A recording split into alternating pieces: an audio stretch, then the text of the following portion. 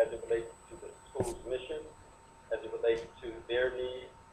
And so if there is quality within your experiences, you describe it in a way that helps the reader better understand or appreciate what you've learned and potentially what you may then bring to that learning environment.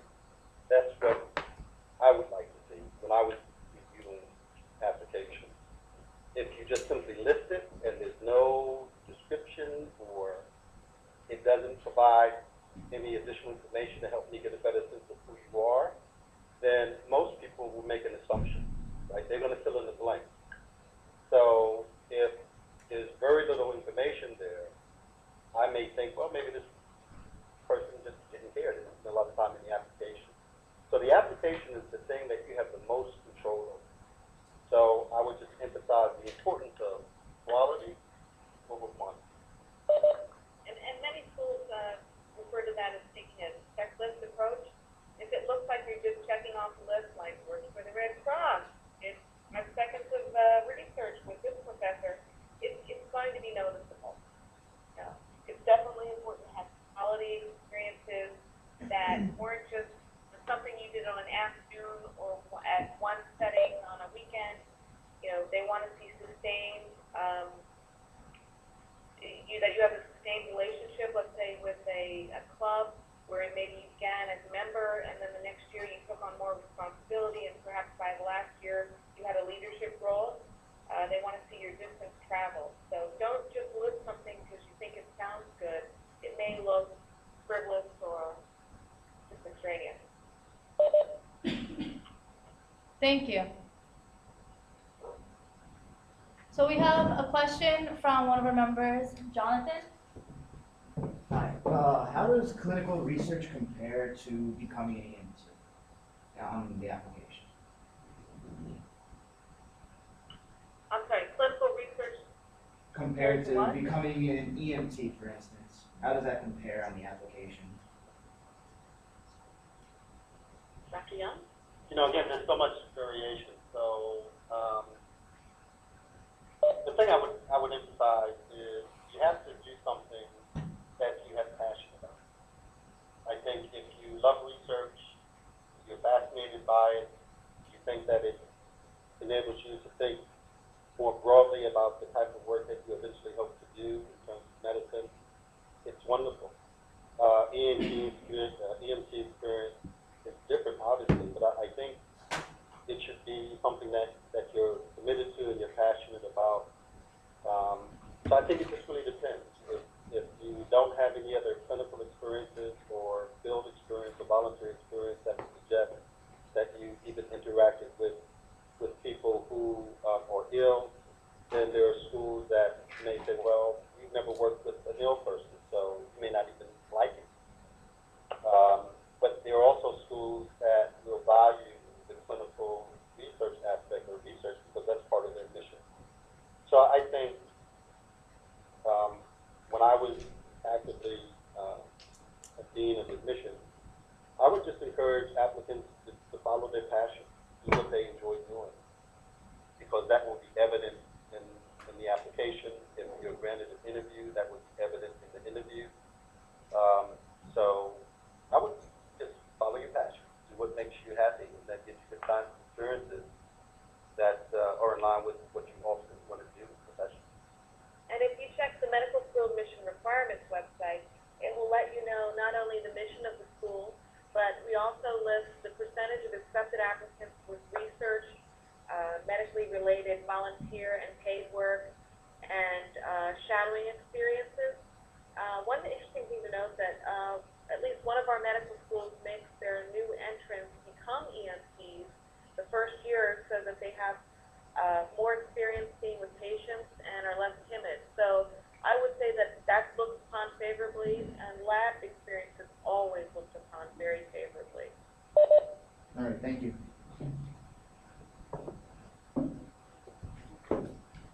So I have an additional question to piggyback on that. This seems like a clear-cut answer, but just to clarify, what is clinical research?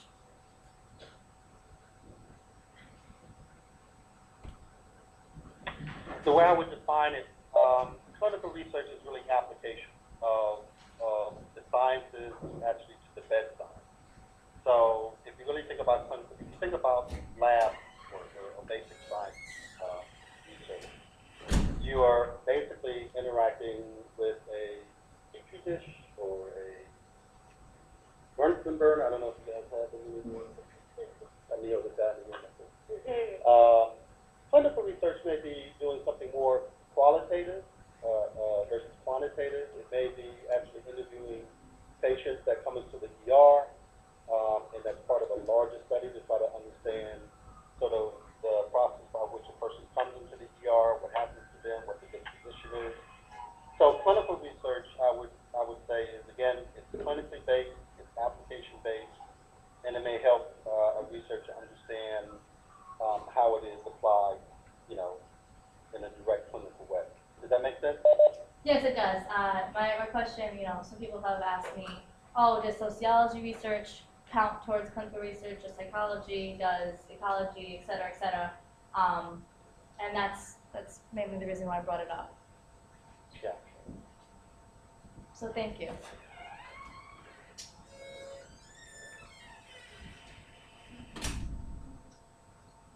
Are there any other questions? I have one further question. If you guys are, have the luxury of giving me the time. But my question is, how is the practice of physicians in the field changing towards the group work? And what changes can, the new generation going into medicine expect to encounter as a graduate from medical school start really working in the field?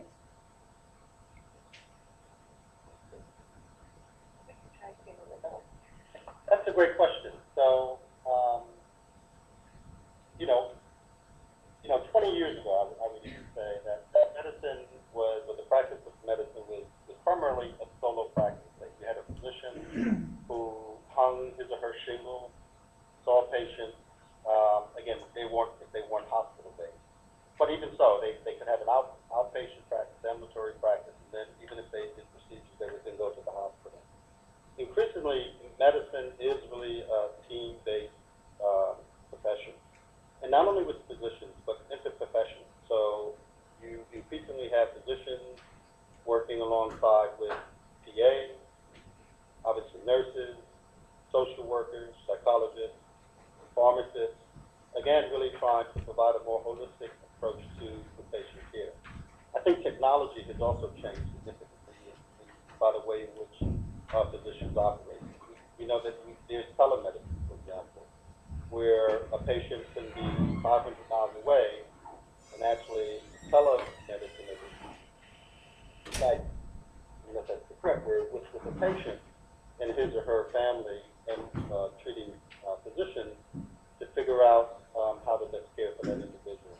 And I suspect that, medicine is always changing. So the best example that I like to give is when I was at a medical school, the vice dean, who is, next to the dean, once talked about when he was in medical school, there was only one antibiotic, and that was penicillin. And now there are, I don't know how many more antibiotics. So medicine is always changing, and the reality is that what you learn in medical school will basically, the knowledge and the application would have been dated within 10 to 15 years, if not sooner. So increasingly, medicine will is a team sport, and so again, this goes back to admissions committees are looking for a demonstration that you do have the ability to work well with the team. It's no longer solo practice. It's very rare that you see someone in solo practice. So those are the variables that I would think about are really impacting medicine. I think we're also hearing anecdotally more people that want a better work-life balance. That's why they're turning to group practices or perhaps being a hospitalist so that they can also attend their kids' soccer games or the school play rather than working 80 hours a week and always on call. We're even seeing some people who are doing it part-time. So again, it's a team sport, and for some of your medical schools, when you go to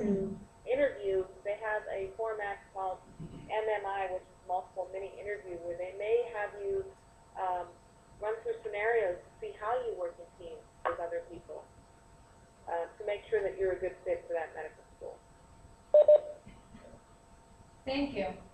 I'm sorry, I have another question as well. But for interviews and prospective applicant, prospective interviewees, what kind of tips can you give them going into a medical school interview? I mean, obviously it's a big hurdle to overcome for some. It's important to practice, to do mock interviews. You might want to tape yourself. It's important to dress appropriately and not like you're going to a club. We've heard stories about people who have dressed inappropriately. You want to dress for the position that you're trying to obtain. That goes for any job interview, but you want to look the part, basically. I would say it's a good idea to Google yourself and see what's out there about yourself, because chances are they've done that. So be able to talk about anything that's out there with your name, or maybe it's really not even you, but it's your name, because you may be asked those questions. Show up on time, have your own questions. They may take you on a tour of the institution, and it might be a tour that's given by a medical student, and just pretend that you are on camera the entire time. If you roll your eyes or make snide comments, those are going to be reported back. We've heard about that from admissions officers who say that they've met with somebody, but they've heard poor reviews from their student tour guides about how the person put the school down, or perhaps talked about the school they really wanted to go to. So you are on camera and you are on the entire time. Also, don't answer or ask questions where they can be easily answered by the school's materials or the brochure or the website, because that takes up time and is a waste of their time. I would just, I mean, I totally agree with Tammy. I would actually say the interview starts before you even get on the campus. And so if you, when interacting with support staff or the secretary or the receptionist, and they already know your name before you come on campus, and it's not for a good reason, that's a bad thing. And so I would encourage you to think about how you interact with those on the phone. If you are rude or demanding or present a demeanor that is entitled, that information will definitely get back to the dean or the director of admissions. And the minute you drive on campus when you park, be aware that if you're short or rude with someone, that person, say in the parking lot, that person may be the person you're interviewing. And then finally, I would just encourage you to be truthful and honest. If you've done research, but the extent of your research was washing beakers, then I would say that. Because if you may be interviewing with an expert in the field, and you just want to be transparent, you want to be as honest as possible. Because if not, that's going to really reflect poorly on you. I want to add one more thing. We have information and fact sheets that are coming out shortly, as well as in the official guide to applying to medical school, about what you're legally, morally able to be asked, and how to handle questions that make you feel uncomfortable. Unfortunately, there are these instances where people may ask you questions that they really shouldn't be asking, or that make you feel uncomfortable, or you may feel that something happened during your interview that presented you in a less favorable light. So what you're going to want to do is talk to somebody at the medical school. Likely they'll give you information on how to handle that and who to speak with if something does happen.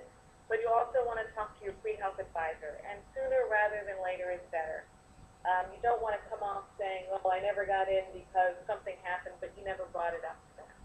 But be aware of your rights and be aware of what is appropriate. Thank you very much. So I believe our members and myself are out of questions. I want to thank everybody who was part of the process and was here today, both on our part and on yours, and for your time. And if there is nothing further on our part and nothing further on your part, I believe that this is really would part ways. Great. Well, we have information that we will send to you on some of the resources we spoke about, links so that you can find them on our website easily and share it with your classmates. And we'll also be sending you a meeting evaluation so you can tell us how this went since it was our pilot. And we'd like to know so that we can keep further refining this presentation for others. So thank you very much also for your time. Thank you so much. Thank you.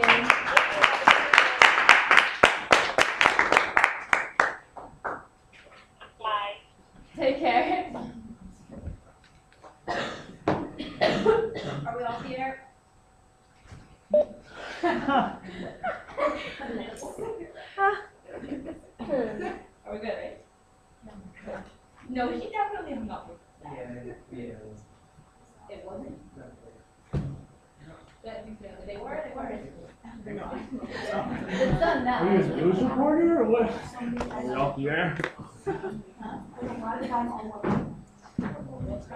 So did you guys get anything useful? And I just want to thank everyone for coming, by the way. And I'm sorry for the technical difficulties. So thanks for putting up with it. But did everyone get something good out of it? Yeah. Was it worth like a time? Yeah. Good. Thank you. Thank you. I'm super hungry. Wait, whoever helps us bring these chairs in, Did everyone sign in? What is it? No? Is there a sign-in you said?